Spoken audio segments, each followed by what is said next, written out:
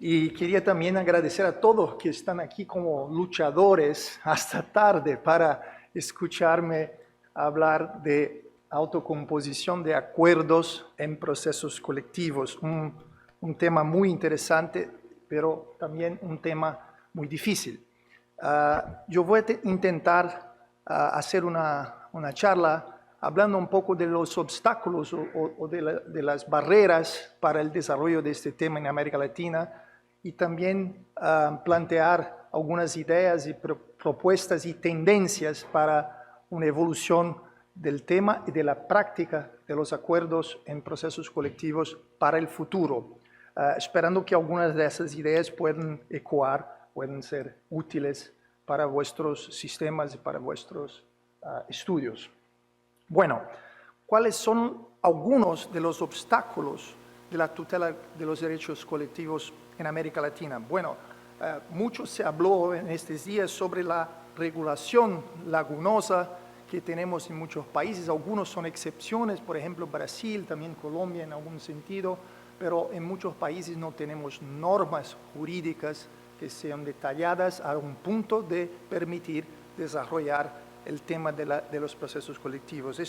Tenemos que reaccionar a esto con un pedido, una reacción al Congreso, al Parlamento para editar las normas, pero también para que los jueces interpreten las normas que ya tenemos en un senso de permitir también que pretensiones colectivas puedan ser llevadas al Poder Judicial. También es un obstáculo la presión de los políticos y del poder económico contra esta regulamentación.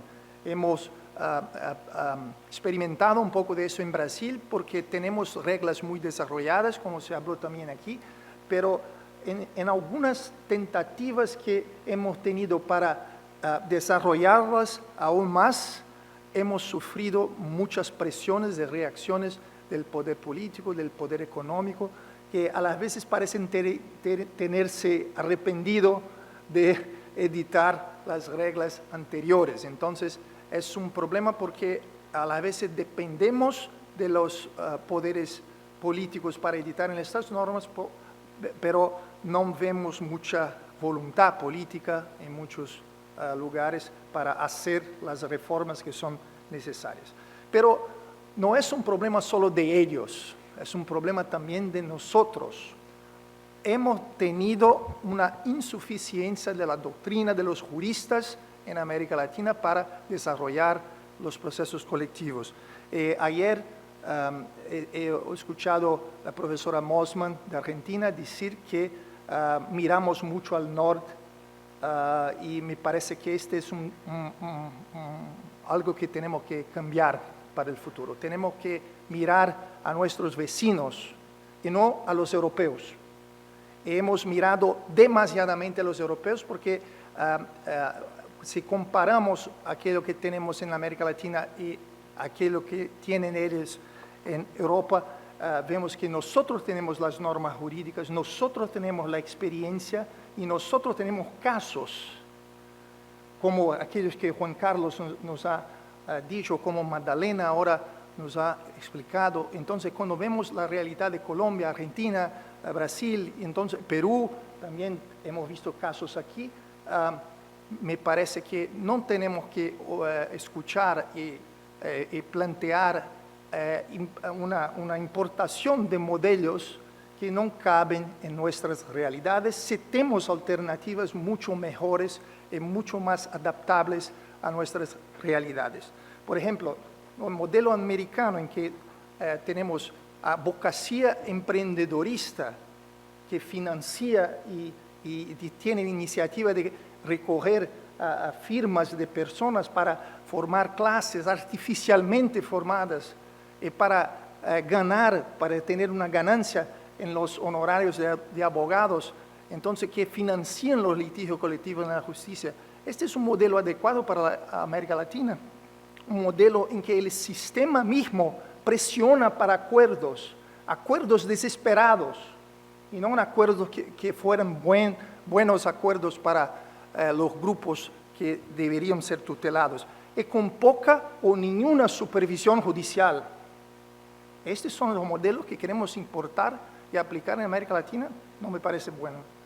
Entonces, los juristas en América Latina durante mucho tiempo han mirado a las class actions norteamericanas como si fuera un paraíso, como si fuera una panacea para todos nuestros males.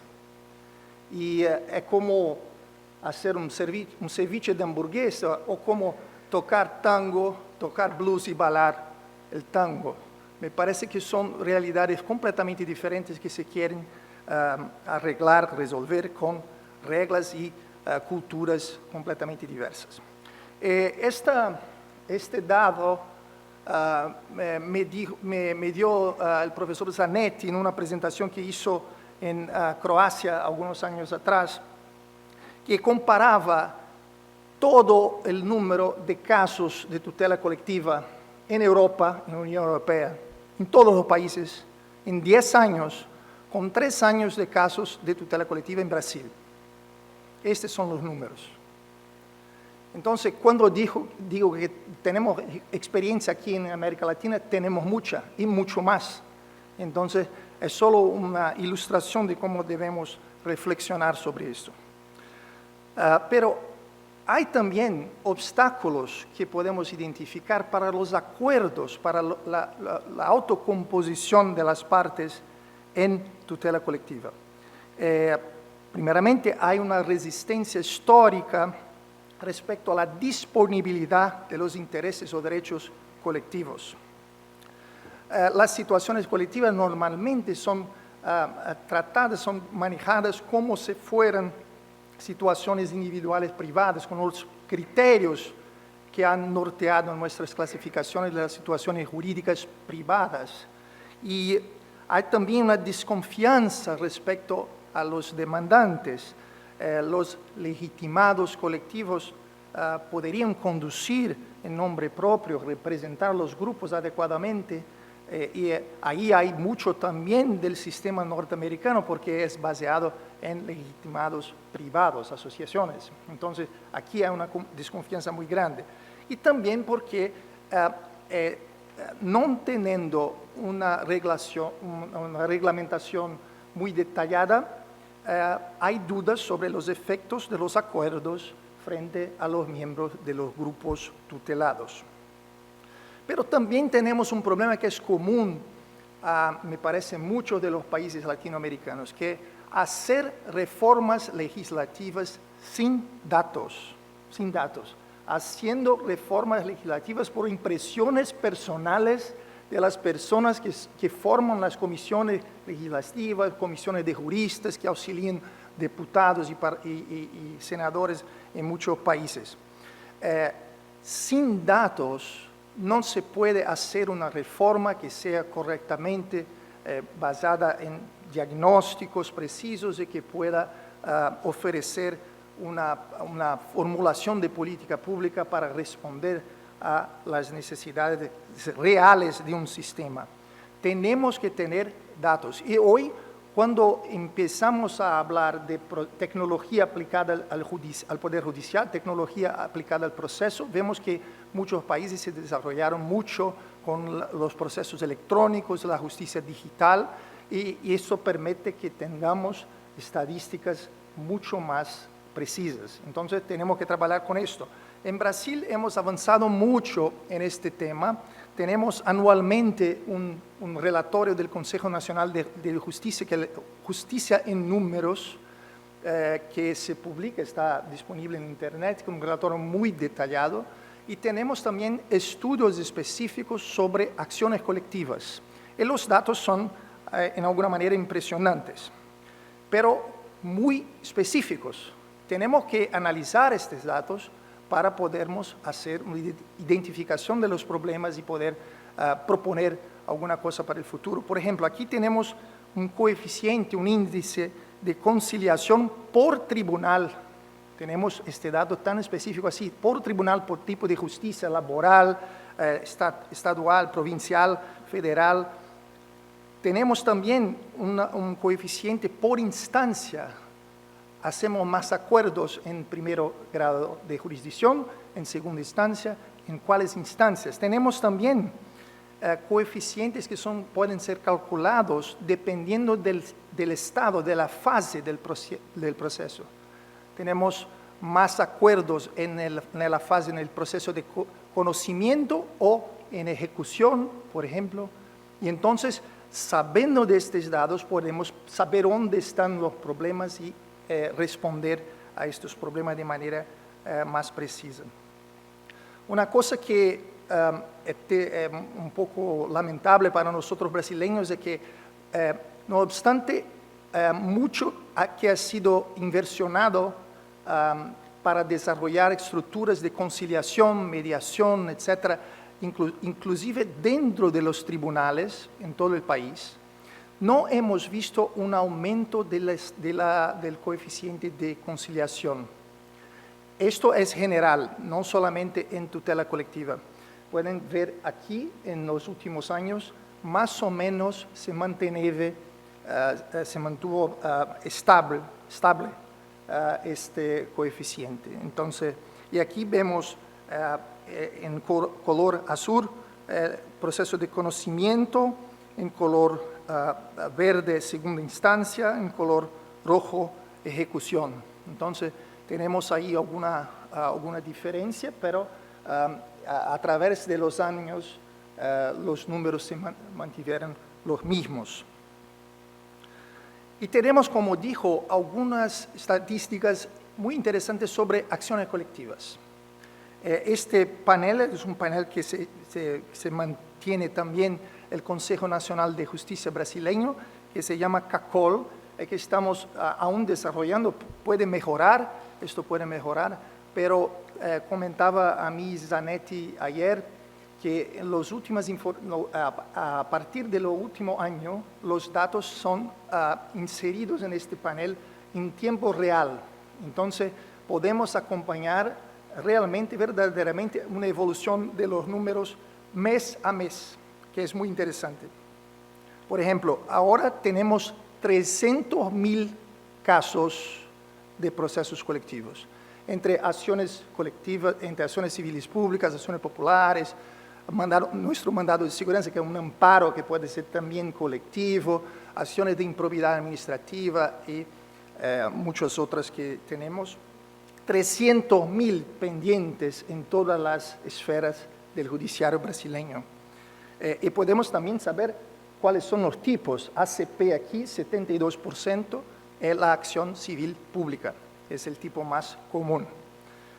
También tenemos datos que nos muestran cuáles son los asuntos, objeto de estos procesos, por ejemplo, ambiental, daños a la aplicación de dinero público, horarios, multas, etc., tutela inhibitoria, violación de principios administrativos. Entonces tenemos datos también por tema. Tenemos datos por tema, por tribunal, para saber en cuáles tribunales, cuáles temas son aquellos que son más llevados al Poder Judicial.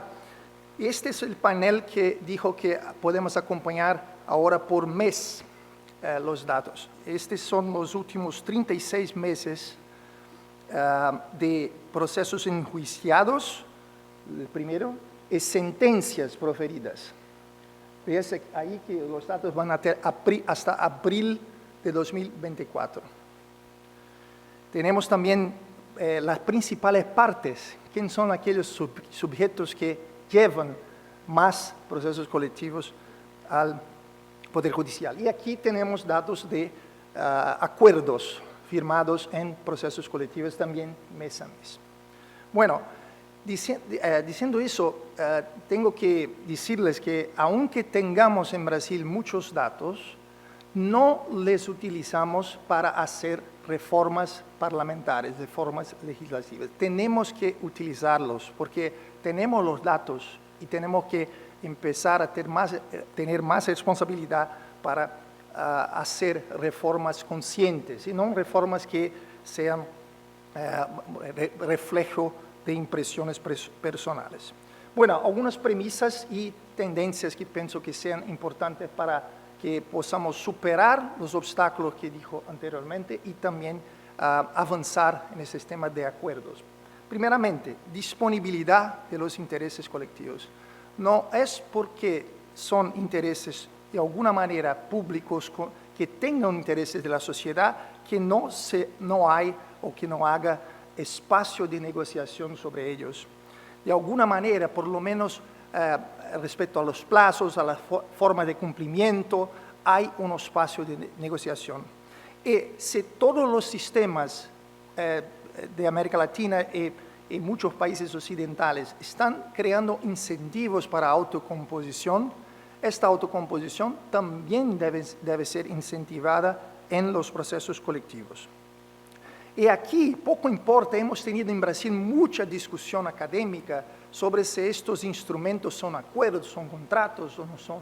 Pero aquí me parece que más importante que el instrumento ser definido como un contrato o no, y para mí no hay problema porque hay contratos también de derecho público, el más importante que tengamos en cuenta que debemos incentivar un procedimiento negocial. Como dice el profesor Carrier, más contraere que contratos, más el procedimiento que el nombre que se dé al instrumento, el instrumento que al final sea firmado. Y para pensar en el procedimiento tenemos que pensar en muchas consideraciones de cómo dibujar, cómo debería ser el design de este procedimiento de negociación. La participación de los grupos involucrados es fundamental. Tenemos que tener acceso. Ese acceso es un desarrollo del contradictorio que también se debe observar en la negociación, pero garantizar a los grupos que tengan voz en la negociación. Y aquí podemos pensar en nuevas formas de participación en la tutela colectiva. No precisamos quedarnos siempre con formas de participación que están ahí desde el derecho romano. Ni siempre las formas de participación tienen que ser litis consortio e intervenciones de tercero. Podemos pensar en otras formas, nombrar portavoces del grupo, establecer comisiones que puedan hacer este contacto entre el grupo y el juez, por ejemplo. Audiencias públicas, bueno, esto es más común, pero también en una forma de establecer participación sin que sean aquellas formas antiguas de participación. Aquí también hay que garantizar participación igual, isonomía. A las veces en Brasil tenemos malas experiencias en las cuales negociaciones fueron manejadas sin que los grupos han tenido una participación igual a otro grupo de interés, a otro centro de interés, que son más organizados a las veces, como bancos, aseguradoras. Entonces se organizan más, son litigantes habituales, tienen más poder económico, mejores abogados, y entonces a la vez tiene un grado, una intensidad de participación más grande que los grupos vulnerables. Entonces tiene que se preocupar también con eso. Y transparencia y publicidad. Negociaciones no pueden ser hechas secretamente. Cuanto más públicas y transparentes las fueren, mejor para la tutela de los derechos colectivos. Y aquí no hay problema si alguna norma basada en estos reclamos diferenciar legitimados colectivos entre ellos. Por ejemplo, en Brasil tenemos diferencia entre los acuerdos firmados por entidades públicas, Ministerio Público, Defensoría Pública, órganos de la administración pública, y la disciplina de acuerdos que podrían ser firmados por asociaciones privadas. Los acuerdos firmados por asociaciones privadas no pueden vincular. Y entonces tenemos esa diferenciación, que es una diferenciación interesante, que parte de una premisa que la supervisión pública de la actividad de los acuerdos nos traería más confianza en estas entidades públicas para hacerlo, para tener legitimación para acordar. Un otro punto para desarrollo es pensar que así como tenemos hoy una gran tendencia de permitir que las partes en el proceso judicial tengan posibilidad de, por acuerdos, disciplinar en el procedimiento mismo, no solo acuerdos sobre los derechos substanciales, sino que también acuerdo para flexibilizar las normas del procedimiento, que eso también possa ser hecho en los procesos, en los acuerdos sobre derechos colectivos. Estas soluciones son flexibles y permiten, por ejemplo, que tengamos mucha flexibilidad también en los instrumentos de ejecución, implementación y cumplimiento de lo que fue acordado, que es un gran problema que tenemos en procesos colectivos, la fase de ejecución o cumplimiento. Entonces, los acuerdos nos dan esta flexibilidad. Y yo y Zanetti tenemos un texto que fue traducido también al castellano sobre las Claims Resolution Facilities, que son infraestructuras para la solución colectiva, que son muy variadas, pero pueden ser un sitio en la internet, pueden ser una cuenta que puede movimentar la plata, puede ser una entidad entera creada para ejercitar funciones por delegación que serían atribuidas al Poder Judicial primariamente. Entonces, es una estructura que puede ser creada por acuerdo, la tenemos en algunos casos en Brasil, tenemos en algunos casos en los Estados Unidos, en Japón, que puede servir como una forma de mejorar la tutela de los derechos y que viene también por un acuerdo procesal. Por fin, tenemos que tener fiscalización, supervisión pública. Esto puede ser hecho por informes periódicos que el juez o la fiscalía, los fiscales o el Ministerio Público hagan para la sociedad. Puede ser también por una obligación de se reportar o de se reunir periódicamente perante el Poder Judicial, a las veces también para hacer nuevas oportunidades de negociación, decimos loops de negociación, volviendo a la mesa de negociación otras veces. Puede ser también para que tengamos medidas que sean intentadas en el modelo de tentativa y error. Vamos avanzando y si una medida se constata no ser adecuada, no ser efectiva, vamos un poquito para atrás, revogamos esta medida y tentamos una otra manera de hacerla. Como Vitorelli ha dicho hoy por la mañana, es siempre un plan y después un monitoramiento, una supervisión y después podemos revisar el plan para hacerlo avanzar con esta adaptación. También tenemos que tener en cuenta que es necesario arreglar aquel que es posible. A las veces tenemos una tendencia de intentar acordar sobre todo que no es posible en un momento, olvidándonos que a las veces es mejor arreglar una parte del problema y avanzar en esta parte y después litigar el restante, por ejemplo. O, por ejemplo, hacer un acuerdo temporario, provisorio. Hasta que tengamos alguna condición implementada, acordamos que esto va a ser observado. Y hoy tenemos también una mezcla de sistemas opt-in, opt-out. Y esto no puedo coincidir con el amigo profesor Zufelato cuando dijo que los modelos opt-in son siempre peores y menos efectivos que los modelos opt-out. Depende, podemos tener una combinación de estos modelos. Y aquí, por ejemplo, estamos pensando hoy en muchos casos de derechos individuales homogéneos, por ejemplo, en acuerdos marco, que representarían una indemnización mínima, y estos son opt-out, sumados a ellos, podrían venir después acuerdos opt-in, con adhesión posterior para una reparación completa, global de los individuos. Entonces, son modelos que pueden ser también complementarios. Y aquí, un punto que discutíamos ayer, las eficacias y las estabilidades de los acuerdos son diferentes en el modelo opt-out y en el modelo opt-in. Bueno, ¿hacia dónde vamos?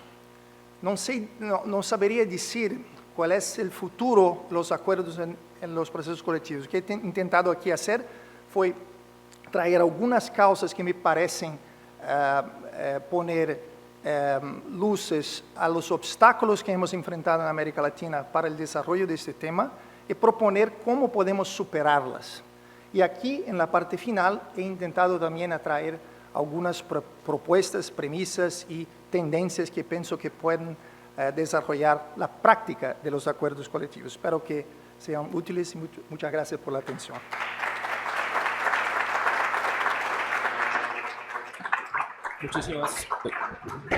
Muchísimas gracias, profesor Antonio.